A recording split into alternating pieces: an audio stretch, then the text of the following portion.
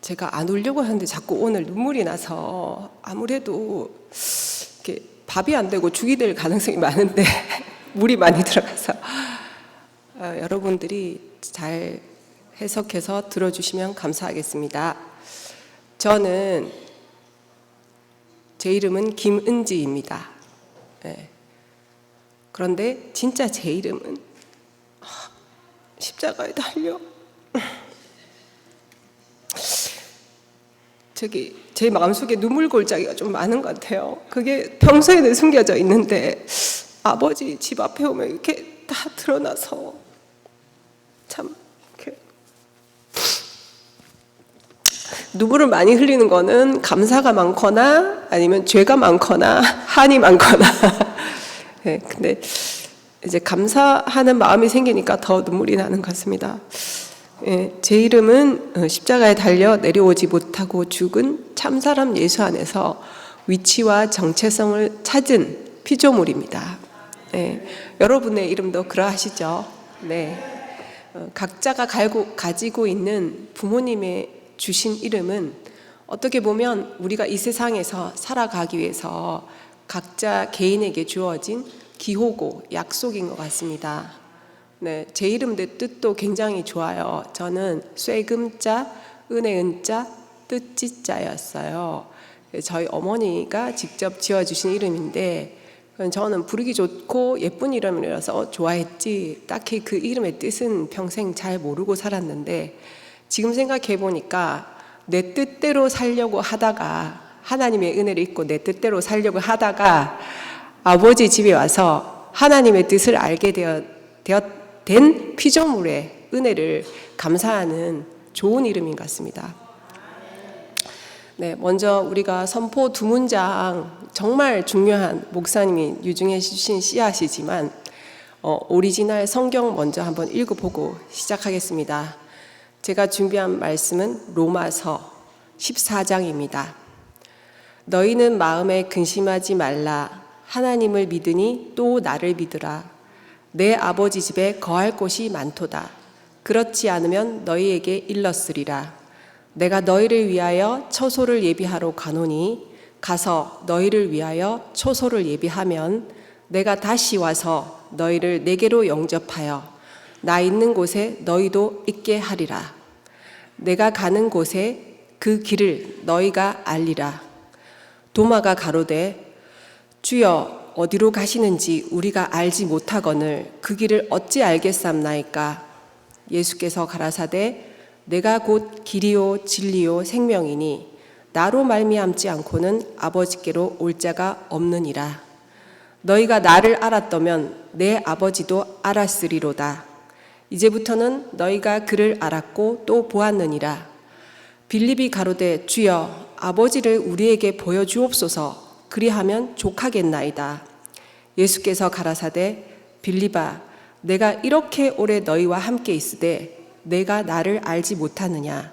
나를 본 자는 아버지를 보았거늘 어찌하여 아버지를 보이라 하느냐. 나는 아버지 안에 있고 아버지는 내 안에 계신 것을 내가 믿지 아니하느냐. 내가 너희에게 이르는 말이 스스로 하는 것이 아니라 아버지께서 내 안에 계셔 그의 일을 하시는 것이라. 내가 아버지 안에 있고 아버지께서 내 안에 계심을 믿으라. 그렇지 못하겠거든 행하는 그 일을 인하여 믿으라. 내가 진실로 진실로 너희에게 이르노니 나를 믿는 자는 나의 하는 일을 저도 할 것이요 또한 이보다 큰 것도 하리니 이는 내가 아버지께로 감이니라. 16절 내가 아버지께 구하겠으니 그가 또 다른 보혜사를 너희에게 주사 영원토록 너희와 함께 있게 하시리니 저는 진리의 영이라. 세상은 너희 저를 받지 못하나니 이는 저를 보지도 못하고 알지도 못함이라. 그러나 너희는 저를 아나니 저는 너희와 함께 거하시며 또 너희 속에 계시겠음이라. 내가 너희를 고아와 같이 버려두지 아니하고 너희에게로 오리라. 조금 있으면 세상은 다시 나를 보지 못할 터이로되 너희는 나를 보리니 이는 내가 살았고 너희도 살겠음이라. 그날에는 내가 아버지 안에 너희가 내 안에 내가 너희 안에 있는 것을 너희가 알리라. 아멘. 요한복음 너무 좋죠. 14장. 지금 교회의 흐름이 아주 거센데 지금 4명의 사모님이 등장하시고 1명의 왕사돈님이 등장하신 이 시점에 갑자기 김은지가 웬 말이냐. 네. 저도 깜짝 놀랐습니다. 그런데 우리는 모두가 다 피조물이니까 주께서 피조물 너 등장해서 내 정체를 드러내라 하면 드러내는 겁니다. 네. 제가 저를 좀 돋보이게 하려고 드라이도 많이 했는데 여기 앞에 있으니까 막 땀나고 눈물 나고 막 이렇게 머리에 땀나서 어쩔 수 없이 이렇게 묶었습니다. 우리 딸이 오늘 저를 보더니 엄마 오늘 컨셉 영부인이야? 그래서 엄마 드라이 너무 잘했는데 이랬는데 어쩔 수 없이 드라이 포기하고 저는 지금까지 보아온 목사님과 대구교회와 목사님을 통해 알게 된 예수님과 제게 찾아오신 하나님을 말씀드리고자 합니다. 네, 이게 듣기에 따라 복음이 아닐 수도 있고 그냥 개인의 삶일 수도 있고 간증일 수도 있습니다. 네, 하지만 제게는 사실이니까 말씀을 드리고 싶습니다. 저는 제가 필요해서 하나님이 필요했지 하나님이 필요로 하는 내가 누군지 굳이 알고 싶지 않았습니다. 내가 무엇이 되느냐, 무엇을 가지느냐, 무엇을 먹느냐, 무엇을 누리느냐 거기에 관심이 있었지 하나님이 우리를 지으시고 나를 어떠한 용도로 쓰시고 하나님이 왜 지었는지 굳이 관심이 없었습니다. 그래서 연도를 말씀드리자면 저는 1997년 8월의 여름 어느 날 오후에 제가 스스로 목사님 댁에 찾아갔습니다. 지도도 없고 전화번호도 없고 단지 저희 엄마가 남구 대명동 광덕시장 근처에 있는 무화과 있는 가정집이라더라 이렇게만 들고 진짜 참 막연한 그 지도를 들고 얼떨결에 갔는데 마침 그날 목사님이 미주순에 가시기 전날이었고 오후였고 저녁에는 어떤 분의 생신이 있어서 거기에 초대받은 아주 바쁜 시간이었습니다. 오후 4시쯤이었던 것 같은데 거기서 이열래 목사님을 만났는데 와 진짜 이 땅에 없는 하나님 마음을 가진 아버지 마음을 가진 한 사람을 만났습니다. 이거는 논리도 아니고 합리적이지도 않고 그냥 제가 직관이 뛰어난 것도 아니고 그 시절에 제가 피조물로서 누리는 제한이 너무 싫어서 시간적, 공간적, 경제적 제한을 받는 저의 환경이 싫어서 거의 발작 수준의 경기를 일으키는 제게 그런 면이 있다는 게 안 느껴지시겠지만 저에게도 선과 악이 공존하는 그런 사람이었습니다. 그런데 이열래 목사님을 딱 보니까 이분께는 내가 내 모든 부끄러운 걸 얘기해도 되겠다. 생전 처음 보는 분이신데 왜 나를 이렇게까지 이렇게 공개해도 되는 걸까? 그게 지금 생각해 보니까 이열래라는 어떤 육신을 가진 분한테서 제가 하나님의 마음을 받던 것 같습니다. 그래서 이열래 목사님께서 영원한 아버지를 만나야지 답이 있다. 그리고 나와 함께 살자 말은 안 했는데 저는 그날 딱 2시간 대화를 하고 난 저 목사님을 따라 살아야겠다. 제발 나를 버리지 말아주세요. 그런 마음이 들었어요. 그래서 그때부터 지금까지 28년을 대우교회에 살고 있습니다. 그리고 그 선택에 대해서 한 번도 후회함이 없습니다. 근데 눈물이 왜 이렇게 나는지. 제가 감옥에 갇혀 있다가 처음 탈출한 것 같은 그런 기쁨과 희열을 느끼는 것 같은데, 이상하게 이 부분만 되면 제가 눈물이 납니다. 그래서 이제 그 진짜 행복한 꿈 같은 27년을 저희가 보냈지 않습니까? 근데 제가 온 날짜가 97년이었는데 2007년까지 2017년까지 20년간 아주 호시절을 누렸고, 2017년이 되니까 목사님이 갑자기 구속의 복음을 얘기하시면서 지금까지는 희미했다. 그리고 책을 다시 쓰고 싶다. 그리고 십자가에서 달려 내려오지 못한 예수, 그 안에서만 내가 발견이 되고 거기가 내 정체성이고, 그리고 바로 그 사람이 너고 나다. 계속 그렇게 말씀하시는 거예요. 근데 저는 솔직히 목사님 말씀을 듣고 온 사람이 아니고 그냥 목사님에게서 나오는 죽음의 향기, 그분의 인격, 그분의 사람을 살리는 능력, 그분의 병고침 은사, 거기서 제가 혜택을 받은 자였더라고요. 저는 병자였어요. 장님이고 안진뱅이였고 하여튼 혈류병 걸린 환자였고, 저는 그런 환자였는데 목사님한테 혜택을 받았기 때문에 그 혜택이 너무 좋았어요. 그리고 이현래 목사님에게서는 늘 생명을 살리는 말씀이 나왔고, 그 죽음의 향기가 좋았고, 그 향기를 맡고 전국 각지에서 모여든, 특히 창세기로 표현되는 언니 오빠들의 그 운명 공동체가 너무 좋았던 거예요. 그리고 간혹 엔터테인먼트도 있고, 죽은 자가 살아나니까 얼마나 잔치겠어요. 날마다 우리는 잔치를 했죠. 전국 각지에서 모여든 기사와 이적을 경험한. 그리고 육신적으로 이현래 목사님이라는 아버지가 있었고, 영원히 변치 않을 것 같았어요. 우리의 운명은 끝까지 같이 간다. 죽음 이후에도 같이 간다. 영원히 함께다.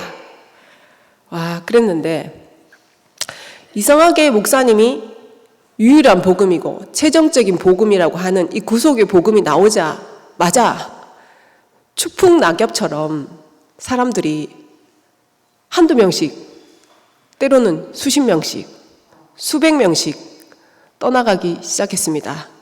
여러분들도 보아서 아시지만, 와, 이게 뭐지? 영원히 함께 한다던 그 약속 다 어디로 갔나?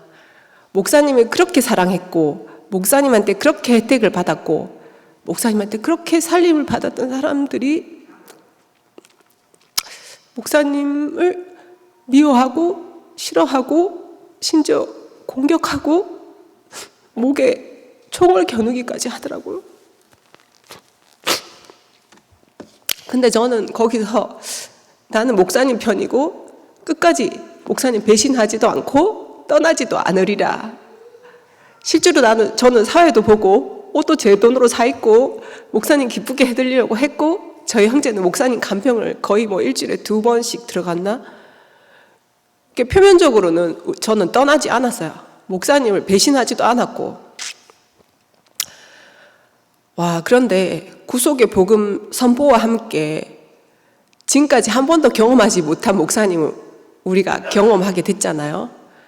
아유, 목사님 낮에는 구속의 복음을 얘기하시면서 밤에 간병 들어간 형제들한테는 막 자기 하소연하면서 막 뒷담화도 하시고 예, 뒷담화의 제일 표적이 되신 분들은 이제 창세기 오빠들이었죠. 그게 이제 저도 막 헷갈리는 거예요. 낮에는 복음인데 왜 밤에는 뒷담화를 하시지? 그러면서 또 뒷담화에 이제 같이 동조하는 형제들하고 이렇게 뭔가 이렇게 약간 정치적인 발언도 하시는 것 같고, 이게 뭔가 진짜 이게 복음인가? 야, 근데 제 안에 목사님을 약간 신격화하고 우상화하고 이렇게 숭배하는 그런 마음이 좀 숨어 있었더라고요. 여러분은 어땠는지 모르겠지만 저 안에는 목사님은 너무 나를 살리신 분이고 내 인생의 구원자이고 영원한 아버지고 어두운 밤길의 인도자였지만 목사님이 나라고 할 수는 없는 이상한 갭이 있고 멀리서는 좋아했지만 가까이 가면 좀 두렵고 그런 게 있었어요. 그런데 목사님이 구속의 복음과 함께 까발려지시는데 장난이 아니더라고요. 우리 교회는 전부 충신이 많잖아요. 충신. 그냥 충신이 아니고 생명으로 태어난 아들들이니까 목사님의 어떠한 모습을 봐도 나가 떨어지지 않을 것 같았던 그런 분들과 그랬던 내가 나가 떨어지기 시작하는 거예요. 야, 근데 지금 생각해 보니까 목사님도 본인이 발견한 이 구속의 복음을 통해서 완전히 까발려지시고 하나님 앞에 완전히 드러나고 나무 뒤에 숨을 수 없고 나무 앞에 전면적으로 매달려가지고 내려오지 못하고 다 휘장이 찢어져서 다 벗겨지는 본인이 이 복음밖에 살 길이 없는데 또 이 복음을 통해서 목사님이 전면적으로 드러나서 어떻게 보면 나에게서 우리에게서 버려지는 목사님이 동시에 생기더라고요. 왜 이런 일이 생긴지 저도 잘 모르겠더라고요. 우리는 이 땅에 다시 없는 복음, 이 땅에 다시 없는 목사님, 이 땅에 다시 없는 진짜 예수를 만나서 우리는 더 이상 한도 없고 지금 당장 죽어도 좋다 이거야. 항상 우리 간증할 때 말씀하셨잖아요. 지금 죽어도 여한이 없습니다. 근데 마지막에 목사님의 복음과 이 목사님의 어떠한 면면을 동시에 보니까 지금 죽으면 안 되겠는 거야. 지금 죽으면 인생이 해석이 안 되는 거야. 이게 해석이 안 돼. 근데 이 예수는 진짜 모두가 버릴 수밖에 없는 예수고 이 목사님도 모두가 버릴 수밖에 없는 목사님이었고 이렇게 찾아오시는 하나님은 나는 싫은 사람인 게 드러났어요. 나는 이렇게는 별로 영광스럽지 않다. 별로 먹기 힘들다. 심지어 그런 생각까지 들더라고요. 근데 이 복음이 또 아이러니하게도 저는 하나님이 있는지 없는지 잘 모르는 사람입니다. 네. 여러분은 하나님을 경험하시거나 체험하시거나 꿈에 나타나시거나 말씀 속에서 하나님을 찾거나 한 경험이 있으신지 모르겠어요. 저는 이열레 목사님 만난 것도 진짜 하나님의 은혜고 우리 엄마에게 태어나서 또 우리 친정아버지를 만나서 지금까지 자란 것도 너무 은혜고 그리고 대구교회를 만나서 지금까지 살아온 것도 너무 은혜고 기적인데도 이상하게 하나님을 몰랐다니까요. 내가 원하는 하나님을 나는 이쪽 방향에서 찾고 있었고 찾아오시는 하나님은 이쪽에서 나를 찾고 있었더라고요. 계속 찾으면 찾을수록 이게 더 엇갈리는 노선이었어요. 근데 이열레 목사님 안에서 나는 분명히 찾아오시는 하나님을 만났고 진짜 예수를 만났다고 생각했는데 마지막 그 휘장이 벗겨지고 완전히 그 운명이 드러났을 때는 나는 거부하는 사람임이 완전하게 드러났어요. 그 마지막 나를 가리는 나무 있잖아요. 그거 뒤에 숨어서 그래도 저 예수만은 나는 먹기 싫어요. 저 하나님만은 난 좀 피하고 싶어요. 저 이열레 목사님의 저런 모습만은 나는 받아들일 수가 없어요. 근데 그렇게 되니까 어떻게 되냐면 내 인생도 없어지고 이열레 목사님도 없어지고 대구교회도 순식간에 딜리트가 되더라고요. 그렇게 되니까 나는 우주 가운데 전에도 말씀드렸다시피 그냥 쓰레기인 거예요. 괜히 났다가 괜히 공해만 일으키고 오염만 발생시키다가 가는 내가 쓰레기가 되어버리는 거예요. 그러니까 별로 살 의미가 없더라고요. 그게 올 초였어요. 그렇게 되니까 그때 제가 막 갱년기 우울증도 오고 심장에 부정맥도 오고 그러니까 그렇게 되니까 교회를 나가기가 싫더라고요. 그래서 3주를 연달아 안 나갔어요. 근데 안 나가니까 이러다가 내가 죽겠다 싶은 거예요. 그래서 야, 이게 사탄의 송사구다. 결국은 모든 걸 부정하고 나니까 아무것도 없고 사탄만 살아서 숨쉬는구나. 나는 하나님의 이런 쓰레기가 어떻게 하나님 아들이 될 수 있겠어요 하는 생각이 드니까 아무것도 없는 나 자신이 너무 싫더라고요. 근데 그때 한 가지 딱 떠오르는 말이 있었어요. 그래서 선포 2문장이 정말 중요한 것 같아요. 나는 하나님의 특별한 목적으로 지어진 피조물이다. 하나님의 형상과 모양이다. 이보다 더 피조물을 축복되게 영광스럽게 하는 말이 없잖아요. 내가 하나님을 어떻게 알겠어요? 완벽하게 하나님을 드러내는 피조물을 보니까 하나님을 아는 거죠.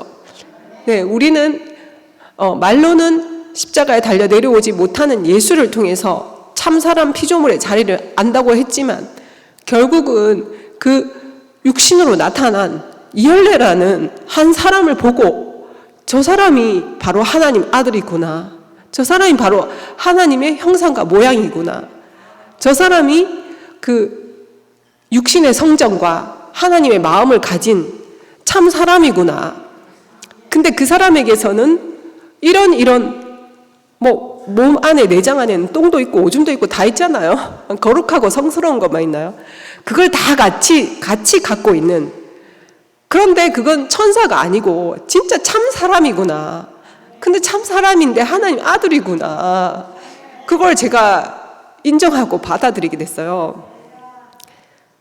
그러니까 제가 다시 살더라고요. 그래서 다시 교회에 나오게 됐어요. 그렇지만 대구교회가 우리 이스라엘 백성을 하나님 왜 선택했겠어요? 전 인류 가운데 제가 보기엔 가장 이기적이고 가장 약하고 가장 본능에 강하고 가장 극단적이고 가장 하나님의 형상과 모양을 극단적으로 표현할 수 있는 백성이기 때문에 선택된 것 같아요. 그리고 대구교회도 마찬가지인 것 같습니다.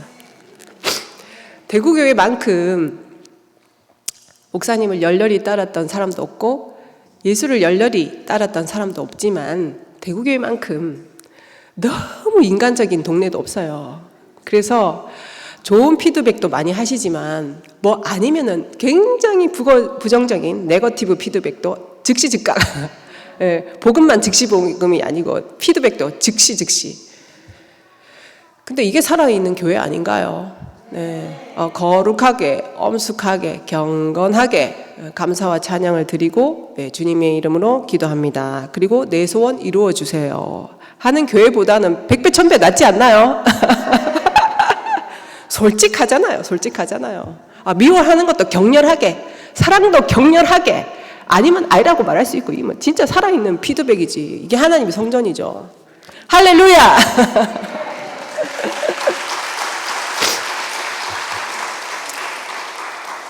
그래서 며칠 전에 왕교 오빠가 말씀하셨잖아요. 나는 피조물이다. 근데 그걸 더 노골적으로 말하면 노예다. 노예는 인권이 없습니다. 노예는 자기가 뭘 선택할 권리가 없어요. 자기의 목숨까지도 주인의 어떠함에서 왔다 갔다 하는 거예요.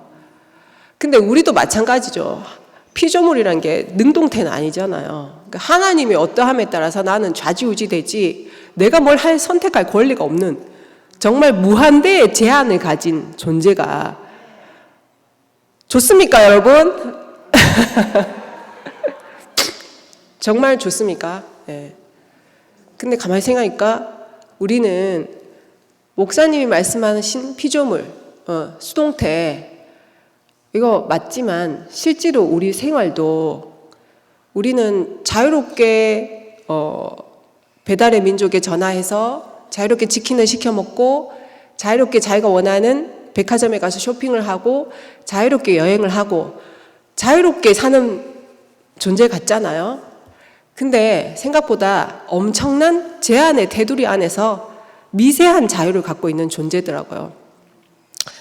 일단 대한민국 국민이면 자유민주주의를 수호하는 대한민국이라는 영토에서 태어나서 대한민국이 허락하는 법과 제도 하에서 정해진 테두리 안에서 선택을 하는 거예요. 무한대의 자유가 있다고 생각하지만 사실은 자유가 없어요. 소가 있는 거지, 소가 있는 거지. 그 자본주의의 테두리 안에서 내가 무한대의 자유를 누리면서 마음껏 사회 경제 활동을 하는 것 같지만 어떤 제도의 제한 안에서 우리가 움직이는 거더라고요. 그래서 명절에 여러분들이 친척분들을 만나러 가시잖아요. 예, 지금 여러분들 위치가 너무 중요해요. 제 위치도 중요하고 내 나이가 너무 중요하더라고요. 50대 이상이면 그 대한민국 가족 제도에서 그래도 중년의 어른 대우를 받을 수 있는 나이잖아요. 그래서 가서 명절에 뭐 사랑과 은혜와 음식만 나누지 마시고 내가 누군지, 나는 어떤 존재인지, 나의 용도와 목적은 무엇인지, 내가 왜 태어나서 어디를 향해 가는지 확실하게 선포합시다, 여러분. 네, 이것만이 그토록 모든 것을 다 뒤로 하고 다시 쓰고 싶다 했는 이열래 목사님의 마음을 살리는 방법이라고 생각합니다. 제가 우리 부모님 슬하에서 27년, 대구교회 와서 이제 28년을 살았어요. 그래서 27년 한 사이클 더 돌리면 한 84세 정도 되어요. 그 목사님 연세 정도가 되잖아요. 그 이열래 목사님께서 마지막에 얼마나 인간적이고 본능적이었냐면, 지금 생각하니까 참 다행인데, 목사님이 코로나가 정말 유행할 때 몸도 상태가 굉장히 안 좋아지셨잖아요. 그래서 이제 코로나로 죽는 사람도 있고, 코로나 백신 맞아서 죽는 사람도 있고, 이러니까 목사님이 이제 선택의 갈림길에 놓이신 거라. 맞고 죽을 수도 있고, 안 맞고 죽을 수도 있는데, 폐는 매우 약하고, 그러니까 굉장히 고민되시는 거예요. 근데 이제 우리 교회와 전 세계가 임상 실험을 거쳐서 그래도 고령자는 코로나 백신을 맞는 것이 안 맞는 것보다 유익하다. 그럼에도 불구하고 목사님은 신문물을 이렇게 신뢰하지 않으시더라고요. 그래서 계속 이제 교회 언니들 통해서 백신 맞으니까 괜찮더라. 백신 맞아서 좋다. 백신을 맞아야 된다. 목사님은 고위험군이라서 더욱더 맞아야 된다. 저도 맞았습니다. 괜찮습니다. 살아있습니다. 이런 많은 검증을 통해서 오늘 저한테 이제 화이자 백신을 갖고 오라고 이제 콜이 온 거예요.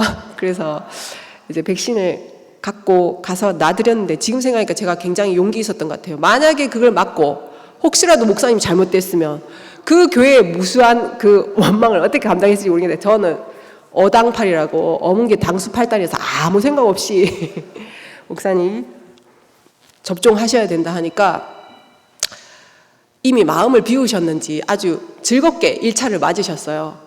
1차 맞을 때 만져보니까 생각보다 목사님 근육이 있으시더라고요. 그때 83세인가 4세셨는데 의외로 최성윤 언니는 근육이 좀 없으시더라고요. 그래서 약간 걱정됐는데 1차 맞고 목사님이 후유증 없이 잘 넘겼잖아요. 근데 그때 당시 루틴이 3차까지 맞아야 돼요.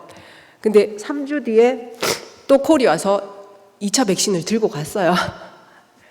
원래 왕진에서 맞으면 안 되는데 하여튼 그래가지고 제가 갔어요. 가니까 두 번째는 목사님이 맞기 싫으셨나 봐. 제가 주사를 들고 들어가니까 아주 막 굉장히 막 기분 나쁜 표정을 하시면서 저 맞기 싫어. 염라대왕이 오는 것 같은 표정을 지으시더라고요. 맞기 싫은데 맞긴 맞아야 되겠고 이걸 어떡하지 뭐 이런 식으로 억지로 맞았었어요. 근데 또 후유증이 없었어. 그러니까 세 번째는 이제 은혜를 통해서 맞으셨는데 이열래 목사님이 그냥 사람이더라고요. 저는 목사님은 똥도 안 누는 줄 알았어요. 그 오줌도 안 싸실 줄 알았어요. 목사님 마지막에 할 거 다 하셨잖아요. 이야. 그런데 그럴수록 더 목사님이 주님이라고 선포하시는 형제 자매님들이 있더라고요. 저도 그렇게 생각했어요. 목사님이 사람이라서 더 좋다. 그 사람에게서 나온 복음이라서 더 좋다. 근데 이게 어느 순간 되니까 수위가 올라가면서 다시 목사님을 신격화하는 듯한 느낌이 있더라고요. 목사님은 이래도 좋고 저래도 좋고 똥을 싸도 좋고 다 좋고 계속 좋고 막 목사님은 다시 이제 대구교회 안에도 종교성이 있습니다, 여러분. 없다고 생각했어요, 저는. 근데 살짝 이렇게 띄우다 보면 이상하게 나와 목사님을 다른 사람으로 하는 그런 게 있더라고요. 그래서 이제 결론을 내야 되는데, 저는 이제 창세기 언니 오빠들에 대한 감사를 표현하고 마무리하겠습니다. 네, 저는 왜 이렇게 눈물이 많이 오겠네. 저는 이열루 목사님이 아무리 온전한 복음을 말씀하시고 아무리 찾아오시는 하나님으로 나타났어도 이열레 목사님을 따르는 이 창세기 언니 오빠들로 이루어진 사회가 없었으면 저는 여기에 지금까지 남아있지 않았을 것 같습니다. 구속의 복음 왔을 때 목사님이 대놓고 호통을 친 세대가 창세기 언니 오빠였잖아. 특히 오빠들. 아예 목사님이 오빠들한테 복음 못 알아듣는다고 면박 주기도 하고, 그래서 뭐 또 질문을 하면 네가 지식이 많아서 그렇지 이러고 그리고 어떤 언니한테는 기억의 혼란 속에서 굉장히 언니의 인생을 전체적으로 부정하는 말씀도 하시고, 그러니까 오빠들이 이게 타이슨의 주먹을 맞는데 평생 따랐던 주님에게서 진짜 그 권투 링에서 있잖아요. 계속 막 어퍼컷 이렇게 막 맞는데 내가 옆에서 봐도 너무 안쓰러울 정도로 맞는데 그래도 평생 따랐던 주님을 못 버리고 거기 있더라고. 그래서 이렇게 창세기라고 하니까 창세기 아닌 오빠들이나 언니들이 혹시 섭섭해 하실 수 있는데, 저는 이제 창세기와 장년부를 통틀어서 말씀드리는 겁니다. 창세기로 세대가 구분돼서 그렇지, 이 우리 현재의 대구교회의 기둥이 되었고 주춧돌이 되었던 그 모든 분들이 이 복음과 목사님을 전면적으로 지켰기 때문에 오늘 우리가 이렇게 안정된 공간에서 마음껏 표현할 수 있게 해주신 창세기 언니 오빠들과 장년부 언니 오빠들께 깊이 감사드립니다. 네. 굉장히 파도가 많았잖아요. 목사님이 처음에 등장했을 때 구속의 복음을 잘 못 알아듣는다, 또 잘 모른다, 이런 이유로 목사님 혼자만 고군분투하시다가, 저는 이 두 분 이름 꼭 말하고 싶은데, 황규순 언니와 박대식 형제가 구속의 복음과 아닌 복음을 명확하게 아닌 걸 아니다라고 말할 수 있는 용기 있는 사람이었습니다. 제가 보기에는. 왜 동화 인어공주에서 왕자를 살린 거는 그 인어공주인데, 인어공주는 결국 숨어 있고 지나가던 다른 공주가 왕자를 발견하니까 왕자는 그 사람이 자기를 살린 걸로 착각했잖아요. 처음에 두 사람 역할이 정말 굉장히 중요했다고 생각합니다. 그 뒤로 이제 김진희 오빠께서 구속의 복음을 명확하게 언어로 정확하게 표현해가지고 또 많은 잠자던 자들이 깨어났고, 그 뒤로 또 어떤 여건상 다시 그 구자길 오빠가 정말 피조물의 위치에서 이 선포의 중요성을 얘기하시면서 등장했고, 다 기억나시죠? 그 다음에 MZ들이 교회의 사각지대에 있던 MZ들이, 잠자던 MZ들이 일어나서 난 열매 먹었다, 이 사람 봤다, 너무 좋다 이렇게 하니까 또 이게 뭔가 해서 따랐고, 그 다음에 또 뭐 이러저러다 하다가 이제 아줌마 부대 등장했잖아요. 아줌마들이 완전 살아났다, 선포부대의 주축 아줌마 부대. 그 다음에 뭐 또 막 약간 시끄럽게 하는 부대 등장했다가 지금은 이 부대 저 부대, 그리고 또 청신부가 살아났죠. 청신부. 그 또 잠자던 영혼이 살아나고 시시각각 새로운 물결이 와서 목사님이 창세기가 일어나면 뭐 이 세상이 뒤집어질 거다 했는 그 말이 이제 이루어졌어요. 제가 보니까 지금 창세기 어머니 오빠들이 불이 붙었어요. 특히 박완규 사도님께서 30년 전에 부르짖었다가 거의 한 30년 동안 무풍 선풍기였다가 지금 다시 강력한 회오리 바람으로 급부상하게 됐잖아요. 그러니까 70대가 정말 중요한 나이인 것 같아요. 한 집에서도 70 이상 드신 어르신의 말은 굉장히 말에 무게가 있잖아요. 이번 연휴 때 언니 오빠들이 집에서 선포를 확실하게 하시면 나는 찾아오시는 하나님을 십자가에 달려 내려오지 못하는 참사람 예수 안에서 만났고 그것을 선포해 주신 이혈래 목사님이 내 인생에 정말 참 구원자였다. 그리고 나는 정말 피조물이다. 이걸 확실하게 선포하시면 각 집안에 있는 수많은 수백 명의 잠자던 영혼들이 다 깨어나실 것 같아요. 네네. 그 진짜 사실입니다.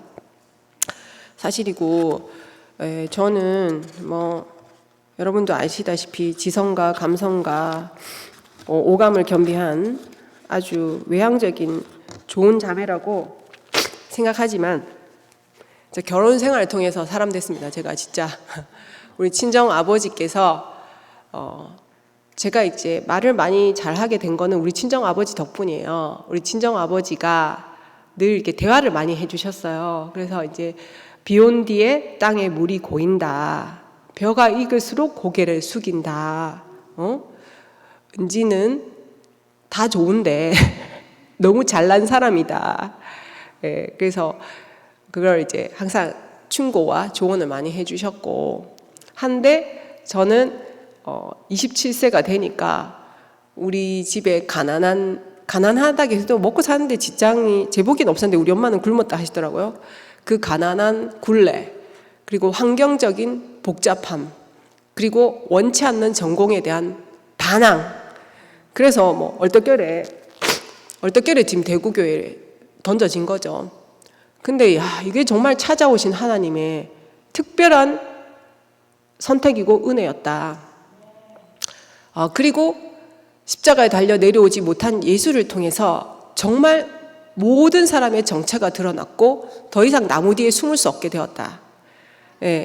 그리고 그 전에 대구교회 생활은 며칠 전에 김정아 언니께서 저한테 선물을 주셨는데 직접 수확한 참깨 한 통, 참기름 한 통을 주셨어요. 그래서 왜 주시냐고 하니까 고마워서 주신다고 하더라고요. 그래서 저는 딱히 언니한테 그렇게 고맙게 한 게 없는데 언니 마음이 너무 소중해서 한번 생각을 해봤어요. 참깨와 참기름의 차이점이 뭘까요? 정답 말씀해 주신 분 제가 상품권 10,000원짜리 스타벅스 쿠폰 쏘겠습니다. 참깨와 참기름의 차이점. 액기스. 맞아요. 자, 참깨는 향기도 좋고 맛도 좋지만 언제라도 분리될 수 있어요. 네가 내고 내가 네가 아닌 거예요. 언제라도 돌아서면 남이에요. 분리될 수 있어요. 각자의 형태가 남아 있어요. 참기름은 자기 형태가 없습니다. 완전히 비틀어지고 짜여지고 볶아져서 더 이상 내가 내라고 할 수 있는 게 없어요. 그리고 분리하면 아무것도 없어요. 대구교회가 참깨가 될 것이냐 참기름이 될 것이냐. 정답은 정해져 있죠. 더 이상 우리는 분리할 수 없는 참기름이 되었습니다. 정말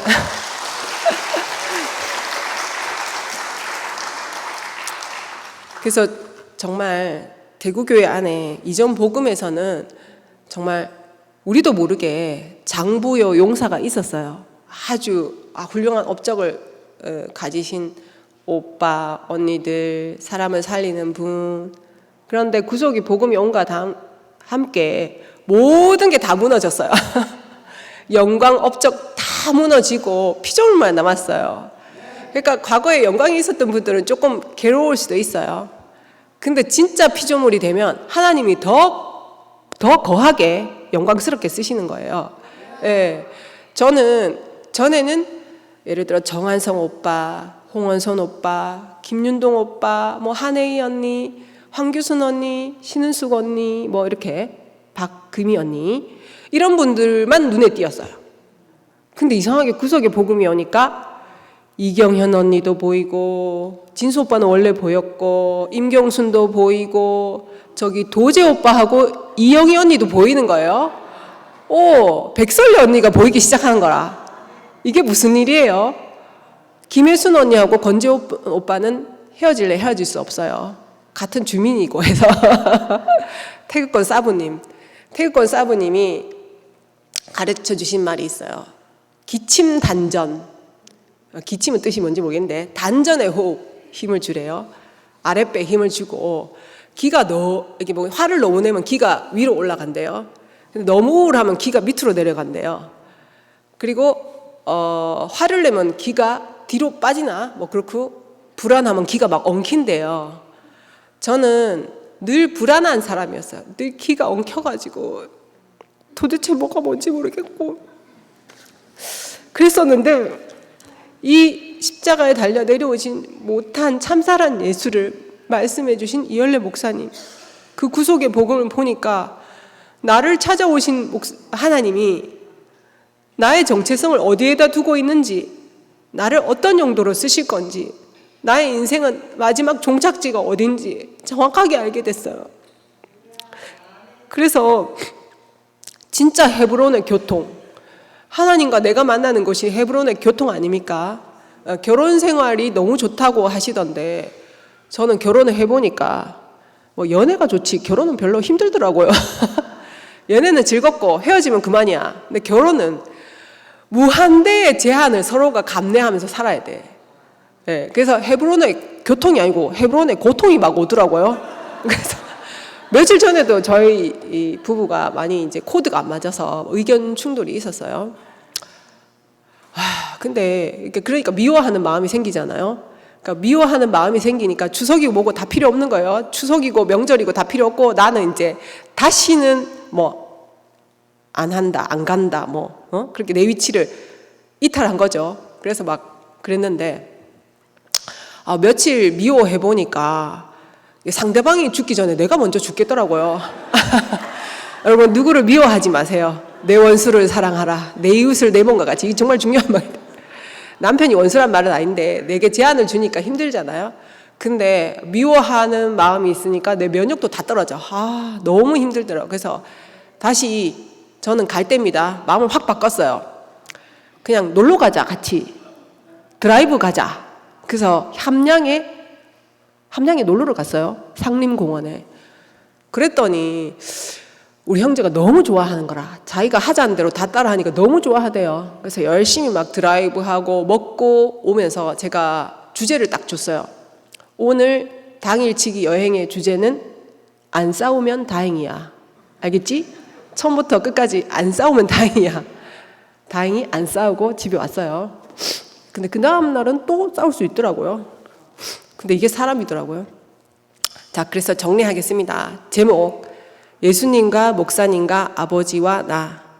저는 97년에 만난 이열래 목사님을 통해서 진짜 영원하신 아버지, 그리고 내 인생의 근원, 내가 가야 할 곳, 내가 따라가는 예수의 정체성, 그리고 목사님의 참 정체성, 그리고 하나님이 나를 지으신 이유를 명확하게 알게 되었어요. 그래서 우경이 오빠께서 저를 왜 선택했는지 모르겠는데, 아무래도 며칠 전에 왕교 오빠 말씀하실 때 제가 화답하면서 유관순 열사의 그 고백을 낭독했었잖아요. 유관순 열사가 18세의 꽃다운 나이에 나라 잃은 슬픔을 하면서 내 코와 귀가 잘려나가고 내 손발이 잘려나가도 내가 나라를 찾기 위해서 바칠 목숨이 하나밖에 없다는 게 원통하다. 여러분, 목숨이 2개면 더 바칠 수 있습니까? 목숨이 하나밖에 없습니다. 저의 심장과 저의 뇌를 하나님 앞에 드러내 보이고, 저는 이런 스타일이니까 하나님이 사탄과 전쟁하실 때 나의 무기가 어떤 무기인지 알아야지 쓰실 거 아니에요. 확실하게 쓰시기를 바랍니다. 구속의 복음을 주신 주님을 찬양합니다.